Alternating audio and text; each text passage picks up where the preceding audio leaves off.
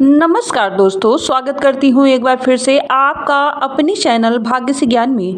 दोस्तों, आज मैं आप सभी के लिए बहुला चौथ की पूजन विधि लेके आई हूँ जो कि बहुत ज़्यादा सरल है। आप देख सकते हैं ये सारी सामग्री बहुला चौथ में लगती है। तो सबसे पहले हमने ले लिया यहाँ एक पटा। तो कोई भी पूजा करे पटा का होना बहुत ज़रूरी होता है।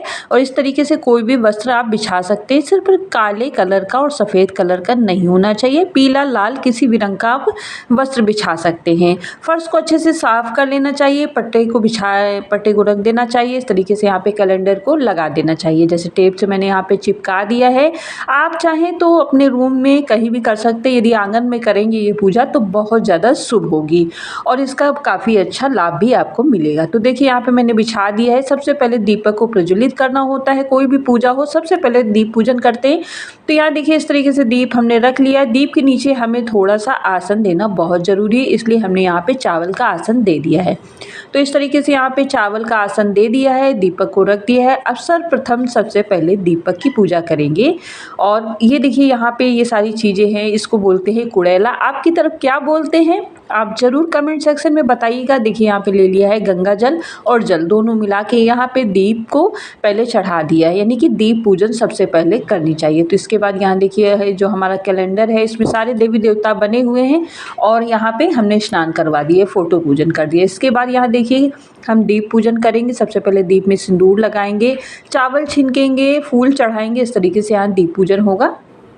देख सकते हैं इस तरीके से बिल्कुल सिंपल और आसान तरीके से करनी चाहिए। ये पूजा हमें इसलिए करनी चाहिए, जिनके भी बच्चे होते हैं यानी कि जिनके लड़के होते हैं उनको ये पूजा करने से बच्चों के ऊपर जो भी विपदा, जो भी संकट आता है वो सारी चीज़ों का समाधान हो जाता है। भगवान उनकी रक्षा करते हैं इस पूजन व्रत को करने से। और यदि आप व्रत नहीं भी कर सकती तो भी आप इस पूजा को जरूर करें। पूजन का महत्व है, व्रत का इतना महत्व नहीं है। पूजन का खास महत्व है, पूजन जरूर करना चाहिए। तो देख सकते हैं यहाँ पे जो दीपक पूजन करने के बाद में हमने यहाँ पे सारे देवी देवताओं को इस तरीके से तिलक कर दिया है, रुचना लगा दिया है। इस तरीके से तिलक कर दिया, आप चाहें तो रुचना भी लगा सकते हैं।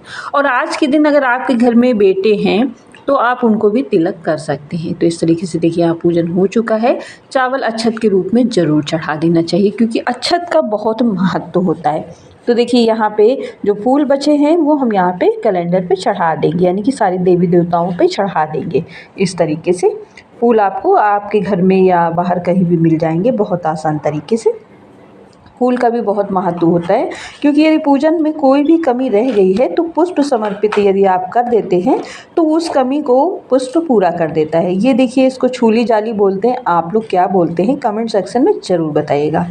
तो देख सकते हैं यहाँ पे हमें करना है छूली जाली की पूजा, इसका भी एक अलग ही महत्व है।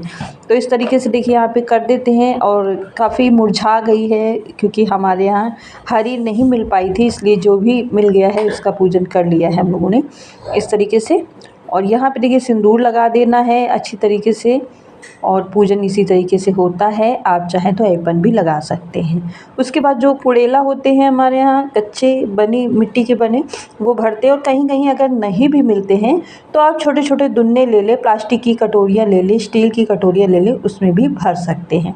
कभी कभी होता है कि चीज़ें कहीं कहीं नहीं मिलती है। और फ्रेंड्स, आज के दिन माताएं जितनी भी होती हैं, यानी कि जो पुत्र को जन्म देने वाली माताएं हैं, यानी कि कन्या को नहीं पुत्र को, जिनके यहाँ पे लड़के हैं, वो ये व्रत को जरूर करती हैं। तो देख सकते हैं यहाँ इस तरीके से पूजन करना होता है, धूप दीप दिखाना होता है। और जो ये फसई के चावल होते हैं ये बहुत आसानी से आपको मिल जाएंगे। अगर हो सके तो महुआ मिल जाए तो बहुत ही अच्छा है, महुआ और दही। लेकिन मुझे नहीं मिल पाया था तो फिर मैं फसई के चावल और दही को मिला करके प्रसाद के रूप में चढ़ाऊँगी। इस तरीके से यहाँ धूप दीप को दिखा दिया है। आज के दिन जो भी महिलाएं व्रत रखती हैं वो हल का जुता हुआ कुछ भी नहीं खाती, यानी कि जो हल से जुता हुआ जो भी अनाज है वो नहीं खाएंगी। तो जैसे कि आप मखाना खा सकती हैं, छुहारा खा सकती हैं और महुआ खा सकती हैं, इस तरीके की चीज़ें खा सकती हैं। लेकिन आप हल का जूता नहीं खा सकती। लेकिन जो महिलाएं व्रत नहीं रखती हैं वो सारी चीज़ें खा सकती हैं। और आप ये ना समझें कि व्रत रखने का ही महत्व है, पूजन का भी विशेष महत्व है। पूजन करके भी उतना ही फल प्राप्त होता है। तो इस तरीके से देख सकते हैं कुड़ेले को हमने यहाँ पे भर लिया बहुत आसान तरीके से। इसमें बहुत थोड़ा थोड़ा सा आता है लेकिन बहुत ही प्यारा लगता है। देखिए यहाँ पे जो हल छठ पे हमको चढ़ाना है, इस तरीके से 6 चढ़ेंगे। और आपके जितने भी बेटे हों 2, 3, 1 उस हिसाब से आपको 6-6 चढ़ाने हैं। तो आपके घर में जितने भी सदस्य हैं जैसे कि जेंट्स में आपके बेटे और आपके पति, तो उसी हिसाब से आपको 6-6 करके चढ़ाने, 6 हल छठ के, 6 अपने बच्चों के जितने लोग हैं। तो इस तरीके से देखिए यहाँ मैंने चढ़ा दिया है। उसके बाद जो ये फसई का चावल है ये चढ़ाना बहुत ज़रूरी है। इसको भी आप दुन्नी में करके रख दें। आपके पास कुड़ेला ज़्यादा हो तो आप कुड़ेले में रख दें, अन्यथा आप दुन्नी में करके चढ़ा दें। तो बहुत ही आसान तरीके से ये पूजन होता है और सभी को करना चाहिए और ये पूजा करने का एक विशेष महत्व भी है। तो ये देख सकते हैं यहाँ पे मैंने फसई का चावल रख दिया है। घर की सुख शांति और समृद्धि और बच्चों की लंबी उम्र की मनोकामना के लिए इस व्रत को किया जाता है। कहते हैं यदि संतान पे कोई भी आपत्ति या विपदा आने वाली हो तो इस व्रत को करने से वो कट जाती है, यानी कि समाप्त हो जाती है। उसके बाद देखिए कैलेंडर ज़रूर रखिएगा। कैलेंडर रखने से एक आसानी ये हो जाती है कि हमें जो कथा मिल जाती है इसकी पढ़ने के लिए बहुत आसान तरीके से लिखी हुई होती है। उसको पढ़ के हम अपने व्रत को, पूजन को पूरा कर सकते हैं। लास्ट में पत्ते पर इस तरीके से चढ़ा के, यानी कि जितने भी सदस्य हैं उनके हिसाब से पत्ते पे इस तरीके से रख रख के आप चढ़ा सकते हैं। मतलब बहुत ही आसान है ये पूजन, कोई भी कठिन नहीं है। जिसने पहली बार अभी तक नहीं किया है उसके लिए विधि बहुत ही सरल है। तो देख सकते हैं इस तरीके से यहाँ पे चढ़ा दिया गया है। इस तरीके से पूजन अगर आप सभी को अच्छा लगता हो तो प्लीज़ चैनल को सब्सक्राइब कर लीजिएगा। इसी तरीके की पूजन विधि मैं आप सभी के लिए लेके आती रहूँगी और बहुत ही सरल विधि है, कोई भी इसको आसानी से कर सकता है। इसके बाद देखिए यहाँ पे दीपक जला लिया है।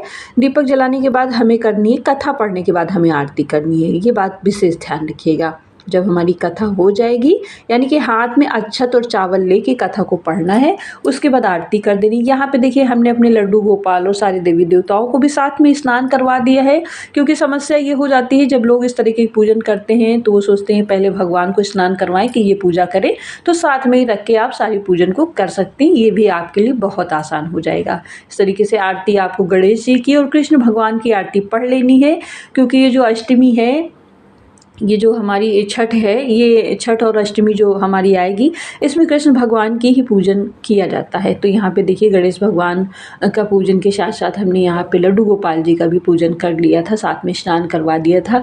और हमेशा ध्यान रखें जब भी कोई पूजन करें तो आप पैर में महावर को ज़रूर लगा लें। ये भी बहुत शुभ होता है, शुभ परिणाम देने वाली चीज़ें हैं ये। अगर आप सुहागिन हैं तो इसको ज़रूर लगा लें। तो देख सकते हैं इस तरीके से पूजन हो चुका है संपन्न और यहाँ पे दीप हमने रख दिया है, इस तरीके से आरती दे दी है। कैसा लगा है गाइस आपको हमारा वीडियो आज का? अगर ज़रा भी पसंद आता है तो please like share and subscribe करिएगा एंड कमेंट सेक्शन में ज़रूर जय श्री राधे कृष्ण ज़रूर लिखिएगा। इस तरीके से देख सकते हैं यहाँ फूल को समर्पित कर दिया गया है लास्ट में कि भगवान हमारे द्वारा दी गई हुई पूजा को स्वीकार करिए। यदि कोई गलती हो गई हो हमसे तो उसे क्षमा करें। तो इस तरीके से पूजा हो गई है गाइस संपन्न। फिर मिलेंगे नए वीडियो में कुछ अच्छी जानकारी के साथ। तब तक के लिए नमस्कार। अपने आप का रखें ख्याल और अपने आप से करें ढेर सारा प्यार।